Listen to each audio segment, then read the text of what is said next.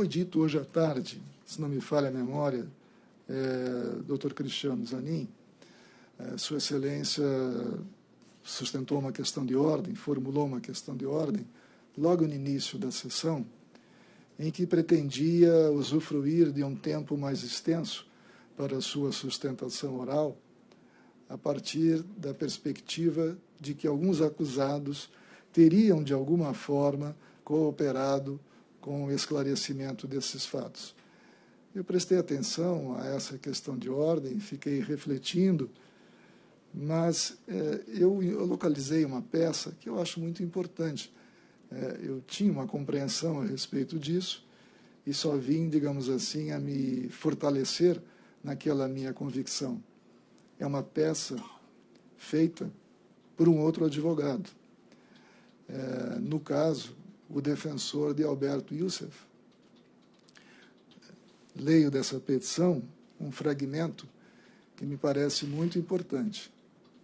O advogado, no caso, escreveu: preliminarmente, antes de enfrentarmos o mérito da resposta, adentrando no conteúdo material da denúncia, impende obtemporar que, malgrado a condição de réu colaborador, Alberto Youssef não decai de seus direitos fundamentais, máxime a ampla defesa e o contraditório.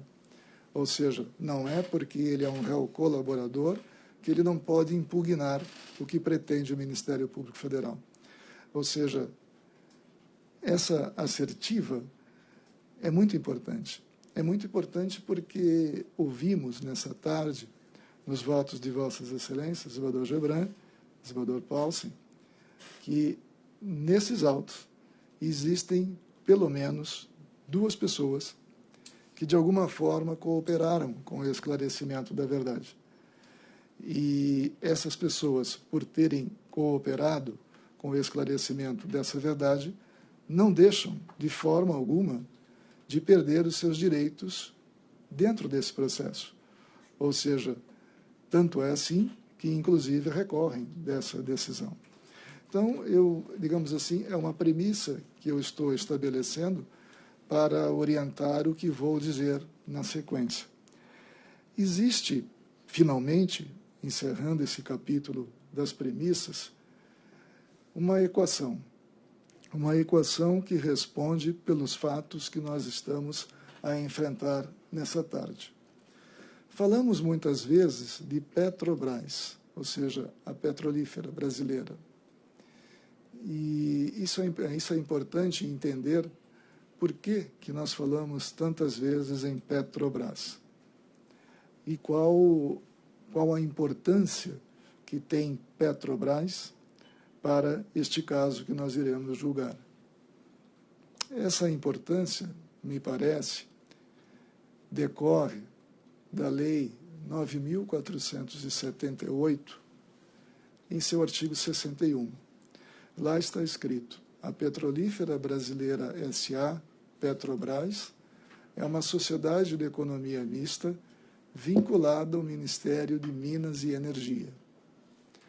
Por que essa expressão é importante? Porque se nós formos ao endereço na internet, na Rede Mundial de Computadores, do Ministério das Minas e Energia, nós vamos ver que a Petrobras é um dos órgãos vinculados desse mesmo ministério.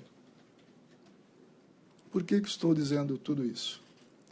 Porque nós sabemos que o Ministério Público Federal acusa um ex-presidente da República de estar, de alguma forma, envolvido com fatos que dizem respeito à Petrobras. Então, aqui é necessário nós nos debruçarmos sobre alguns dispositivos que a própria Constituição estabelece, para entender o porquê dessa discussão, dessa pretensão, melhor dizendo, do Ministério Público Federal. Em primeiro lugar, o artigo 78 da Constituição. O presidente e o vice-presidente da República tomarão posse em sessão do Congresso Nacional, prestando o compromisso de manter, defender e cumprir a Constituição, observar as leis, promover o bem geral do povo brasileiro, sustentar a união, a integridade e a independência do Brasil. A Constituição também prevê, no seu artigo 84, que compete privativamente ao Presidente da República, inciso 1, nomear e exonerar os ministros de Estado. E prevê, no seu artigo 87, inciso 4, que os ministros de Estado serão escolhidos dentre brasileiros maiores de 21 anos e no exercício dos direitos políticos. E lhes compete praticar os atos pertinentes às atribuições que lhes forem outorgadas ou delegadas pelo Presidente da República. Portanto, estabelecido esse panorama, se compreende o porquê, desembargador Gebran, que fatos envolvendo Petrobras S.A. batem na Presidência da República, ou seja, chegam à Presidência da República, porque Sua Excelência, Presidente da República, é o mandatário maior do país, é o chefe da administração pública federal. Ou seja, estabelecida essas premissas, cabe perquirir o fato que, segundo o Ministério Público Federal, configura corrupção ativa, passiva e lavagem de dinheiro, seja do senhor Presidente da República, seja de executivos da construtora OAS. Aqui nós estamos diante dessa peça que o Ministério Público ofereceu, chamada denúncia, em que ele sintetiza todo, digamos assim, essa convicção que ele formou acerca das investigações conduzidas pela Polícia Federal. E eu destaco no voto o item 3 ao item 21 da sentença condenatória que está em exame, por meio da qual nosso colega, Dr. Sérgio Moro, resumiu essa acusação feita pelo Ministério Público Federal. Esse, a meu ver, é o contexto fático, é o contexto do caso que nós estamos a examinar. Esse caso penal traz às pessoas que são acusadas algumas consequências. Por exemplo, o senhor Roberto Moreira Ferreira foi acusado de lavagem de dinheiro, foi absolvido. O senhor Paulo Roberto Valente Gordilho também foi acusado de lavagem de dinheiro, foi absolvido. O senhor Fábio Ori Onamini também foi acusado de lavagem de dinheiro, foi absolvido. O senhor Agenor Franklin Magalhães Medeiros foi acusado de corrupção ativa, restou condenado. O senhor José Adelmário Pinheiro Filho foi acusado de corrupção ativa e lavagem de dinheiro, condenado por ambos os crimes. O senhor Paulo Tarcísio Okamoto foi acusado de lavagem de dinheiro, foi absolvido. O senhor Luiz Inácio Lula da Silva foi acusado de corrupção passiva e lavagem de dinheiro, foi condenado por ambos os crimes. Portanto, essa é, digamos assim, a moldura, digamos assim, esse é o panorama dos fatos que foram trazidos pelo Ministério Público Federal, que nos compete examinar e decidir nessa tarde.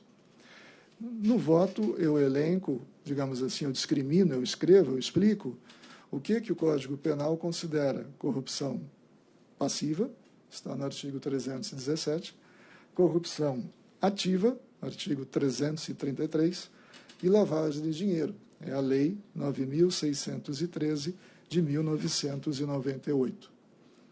Na sequência do voto, uma primeira parte a ser examinada são as questões preliminares que foram sustentadas pelos advogados que fizeram esses recursos. E aqui cabe voltar ao início dessa preleção, em que se disse que esta turma, há pelo menos 3 anos, enfrenta esses processos da denominada Operação Lava Jato. Por que digo isso? Porque do elenco dessas preliminares que foram arguídas, a grosso modo, todas essas questões já foram enfrentadas por essa turma. em vários incidentes processuais que chegaram ao conhecimento do colegiado. Por isso que o eminente desembargador Gebran,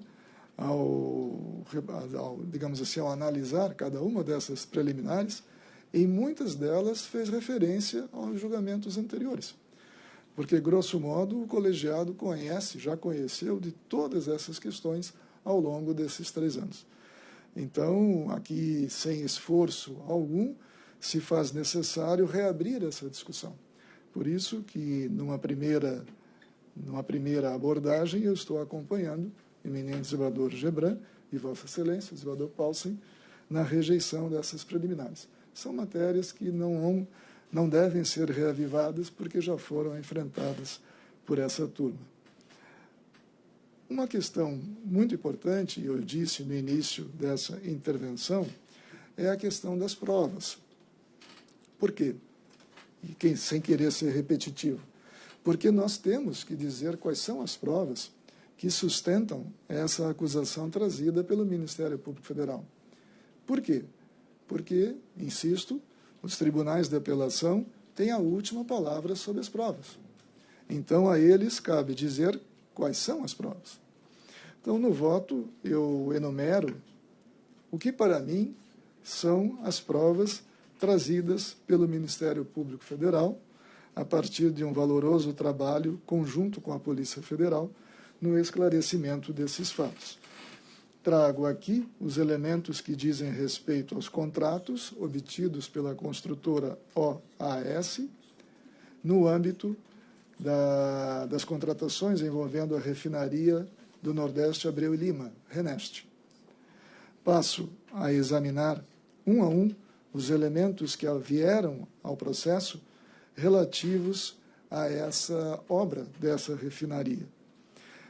Passo também, no voto, a examinar a adesão formalizada ao financiamento de um apartamento simples e sobre o interesse não formalizado quanto ao triplex. O desembargador Paulsen mencionou agora há pouco. É fato incontroverso que o casal formado pelo ex-presidente Luiz Inácio Lula da Silva e sua esposa, falecida esposa, Maria Letícia, tinham um imóvel no âmbito desse condomínio, que tinha um nome anterior, depois mudou, mas era um apartamento tipo, ou seja, era um apartamento mais simples. E depois, ao fim e ao cabo, diz o Ministério Público, que passou a receber um apartamento mais, digamos assim, maior, um triplex. No âmbito dessa acusação, eu enumero aqui quais são os elementos que discriminam isso que teria supostamente acontecido no âmbito dessa contratação. Também examino quais foram as regras que os membros dessa cooperativa, Bancop, teriam de seguir caso quisessem regularmente adquirir alguma unidade habitacional. Aqui enumero. E também enumero que ao casal Lula não foi necessário seguir essas mesmas regras, diferentemente dos demais cooperados dessa mesma cooperativa. Abre-se diante desse fato uma janela que sugere a questão da vinculação ou propriedade de fato, como se queira, desse apartamento triplex ao casal Lula. Examino aqui todos os elementos que vieram e foram produzidos acerca disso. E é interessante examinar, e o desembargador João Pedro Gebran já fez isso a exaustão, eu não vou ser repetitivo. Sua Excelência já examinou uma dessas provas, ou seja, no sentido de que, diferentemente dos demais cooperados de Bancop, ao casal Lula não se seguiu a mesma regra para a aquisição desse denominado triplex. Existe também, no âmbito disso que diz a denúncia, que o casal Lula se beneficiou desse apartamento triplex, a discussão relativa a acessórios dessa mesma unidade, ou seja, mobílias, projetos, que Vossa Excelência, desembargador Paulsen, a certa altura referiu com felicidade a customização do imóvel. acho que foi Vossa Excelência, do Dr. Maurício Gueron, em sua sustentação. É importante examinar, na linha do que Vossa Excelência mencionou, Zebedeu Paulsen, por que alguém faz uma reforma no imóvel se não tem qualquer interesse sobre esse imóvel? Por que alguém investe, teoricamente, patrimônio se não tem qualquer vínculo com essa unidade habitacional? Não é? São perguntas que a instrução respondeu. Ou seja, as provas que vieram ao processo esclareceram essas indagações. Existe um outro elenco de provas, um grupo de provas, que diz respeito à acusação do Ministério Público Federal, que foi ocultada pelo casal Lula a propriedade, seja formal ou informal, desse mesmo apartamento triplex.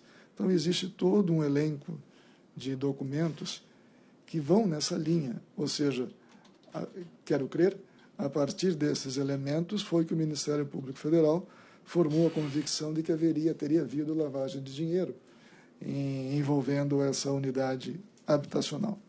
Isso são provas que nós chamamos materiais, ou seja, são provas documentais e que estão ali para quem quiser ver. Mas nós temos também outro grupo de provas, que são as provas testemunhais, ou seja, as pessoas que foram ouvidas ao longo desse processo e prestaram as suas declarações acerca dessa acusação que fez o Ministério Público Federal. E aqui eu fui visitar, acredito e tenho certeza, assim como Vossas Excelências o fizeram, um a um o depoimento das pessoas que foram ouvidas nesse processo. Porque é importante e é fundamental, eu diria, não extrair conclusões desse ou daquele depoimento. Ou seja, quando o Código alude à expressão indícios, que mencionei agora há pouco, o Código parte da perspectiva que esses vários elementos devem ser harmônicos entre si. Ou seja, eu, como juiz, para formar a convicção acerca dessa ou daquela matéria, tenho que ter segurança nos elementos que eu leio, que me chegam ao conhecimento. Eu não posso formar a minha convicção acerca de um aspecto que está absolutamente isolado num contexto geral de outros elementos. Ou seja, porque é esse contexto geral que vai somando, que vai solidificando, que vai criando, na expressão popular, que vai criando limo, ou seja, que vai unindo esses elementos a modo de sustentar uma convicção. Então, o juiz, quando forma a sua convicção, ele procura extrair desses vários elementos esse limo, esse nexo, esse vínculo, esse elemento que une isso, exatamente para ele não tomar em consideração um aspecto que é absolutamente isolado. Então, se fez necessário ler todos os depoimentos dessas pessoas que foram ouvidas nessa instrução, seja trazidas pela acusação, sejam aquelas acusadas, arroladas, ou seja, que os advogados pediram para que fossem ouvidas ao longo desse processo. E aqui há um elenco de pessoas, de profissionais, sejam eles da própria construtora OAS, sejam eles da Petrobras, que foram ouvidos, várias pessoas. Cada uma, de per si, foi indagada pelo Ministério Público, pelos advogados e pelo magistrado que conduziu essa instrução, acerca desses elementos que seriam indispensáveis ao esclarecimento desses fatos. E aqui é importante realçar que esse elenco de pessoas, fora uma ou outra, na grande generalidade, na ampla maioria, foram depoimentos convergentes, foram depoimentos harmônicos entre si, ou seja, uma a uma, cada testemunha foi acrescentando um ponto, como se fosse um tijolo no muro, cada um foi acrescentando um tijolo a esse muro. Muito embora não seja uma época boa para nós falarmos em muros. De qualquer forma, é importante registrar que todas essas pessoas que prestaram seus esclarecimentos ao juiz da causa e que foram indagadas, seja pelo Ministério Público, seja pelos advogados, trouxeram as suas contribuições. Portanto, nós temos provas documentais, temos também provas testemunhais. Mas temos ainda algo mais. Nós temos, digamos assim, diante desse elenco de pessoas que depuseram, essa situação peculiar de José Ademário Pinheiro Filho e Agenor Franklin Medeiros. Ou seja, são cidadãos que foram acusados também pelo Ministério Público Federal, mas que, num dado momento, assumiram uma postura cooperativa com a Justiça, prestando esclarecimentos. Se diz, a partir do momento em que esses acusados dispuseram-se a colaborar com a Justiça, tudo o que eles disseram não tem valia. Tudo o que eles disseram há de ser ignorado. Essa é uma afirmação que, digamos assim, encontra base em alguns entendimentos, mas que eu reputo, digamos assim, não a mais adequada. Por quê? Assim como uma testemunha não pode ser considerada isoladamente diante de um elenco de outras testemunhas, o tão só fato de um cidadão acusado querer cooperar com o esclarecimento da Justiça não desqualifica a sua fala. Por quê? Porque a sua fala há de merecer a consideração desde que se mostre também em harmonia com os outros elementos que existem nos autos. Por quê? Porque o cidadão que é acusado, ele também é objeto, seja de contradita, seja de perguntas de outras pessoas que são acusadas. No caso, José Ademário e Agenor esclareceram uma miríade de questões que lhe foram formuladas. Não se furtaram a responder qualquer pergunta. Responderam detalhadamente tudo o que lhes foi inquirido. Portanto, se isso que eles responderam, ou seja, se essas contribuições que eles trouxeram encontrar eco, encontrar lastro, encontrar base no restante do elenco do processo, por que não mereceriam credibilidade? Então, essa é uma questão que eu mencionei agora há pouco a Vossas Excelências, já foi objeto de exame, inclusive, pela defesa de Alberto Youssef, que se recusava a ter a palavra de seu cliente desqualificada pelo tão só fato de ele ser um colaborador.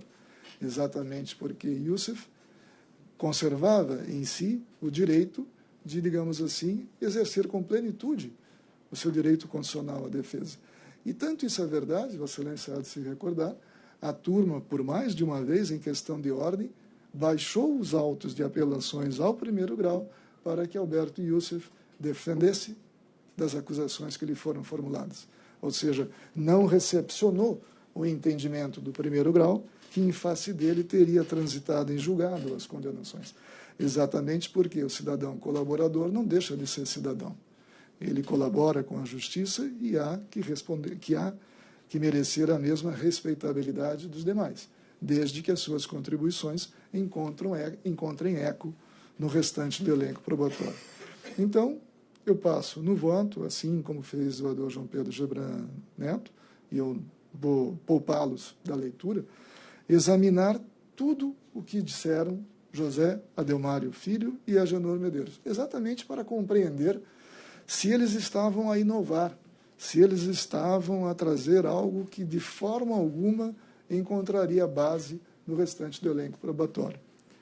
Daí porque é importante compreender em que medida José Ademário, digamos assim, o maior executivo no âmbito da construtora OAS, e Agenor Franklin, praticamente seu braço direito, teriam, digamos assim, elementos para trazer a justiça criminal. Por quê? Porque eles conheciam o que havia, o que se dava no âmbito daquela construtora. É claro que José Adelmário com maior envergadura, até porque o executivo presidente, e Agenor em menor envergadura, porque a ele não chegavam elementos assim como a José Adelmário. Então, eu trato aqui no voto do que um e outro declarou ao longo da instrução, exatamente com o objetivo de compreender por que as suas contribuições são tão importantes. Nós precisamos, penso eu, perceber que esses dois acusados,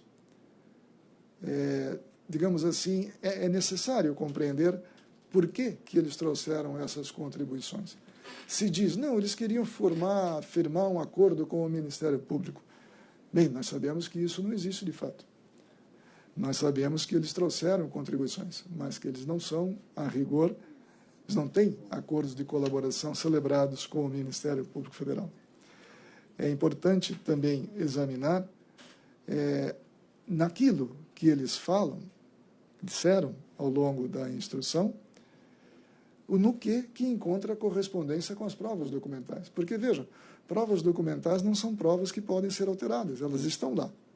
Elas estão congeladas no tempo, não se muda. Então, a partir do momento que alguém faz uma alusão a uma prova documental, ele não inventa essa prova documental. Essa prova está lá. Então, é importante porque isso responde pela credibilidade dessa pessoa.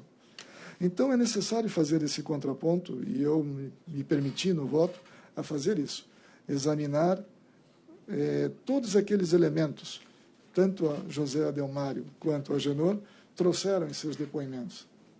Nós temos também outras pessoas, Vossa Excelência mencionou Pedro Correia, um depoimento extenso, depoimento profundo. Temos o próprio interrogatório do acusado, que a certa altura, digamos assim, esclarece como, em parte, os fatos teriam acontecido. Temos também, digamos assim, a visão desse mesmo acusado a respeito desses fatos. Ou seja, o processo, e aqui eu estarei sendo óbvio, não é? O processo ele reúne todo esse elenco de elementos a modo de permitir ao juiz que irá julgar essa causa, ao final, tomar uma decisão. E a decisão que houve ao final, nós sabemos, foi uma decisão desfavorável a pelo menos 3 desses acusados. Ou seja, vários foram absolvidos e 3 foram condenados. É importante examinar, e aqui eu estou procurando poupá-los da leitura, são várias páginas desse voto. É importante se situar por que alguns fatos que ocorreram não foram objeto de uma devida apreensão por algumas pessoas. Aqui, em certa medida, e Desembargador Gebran foi muito feliz quando disse isso, se confundiu o personagem, ou seja, em algum momento alguém perdeu o rumo das coisas e passou a se confundir, passou a não compreender as suas atribuições. Ou seja, me refiro ao ex-presidente, naturalmente. Ou seja, Sua Excelência, em algum momento, perdeu o rumo. A verdade era essa. Ele passou a confundir as suas atribuições de primeiro mandatário desse país, talvez com aquelas que no passado lhe conferiam a presidência da agremiação partidária. Então, a rigor, isso de alguma forma pode fazer que nós tenhamos uma compreensão acerca do ocorrido. Mas, de qualquer forma, evidentemente, isso, digamos assim, não chancelaria esse tipo de atitude. Evidentemente que de Sua Excelência era esperada uma postura absolutamente diferente, ou seja, ciente dos fatos que aconteciam em seu entorno, deveria ter tomado providências, nós sabemos disso. Assim não o fez, assim ficou em silêncio. E, para além disso, como demonstrou a situação da unidade habitacional, auferiu proveito dessa situação.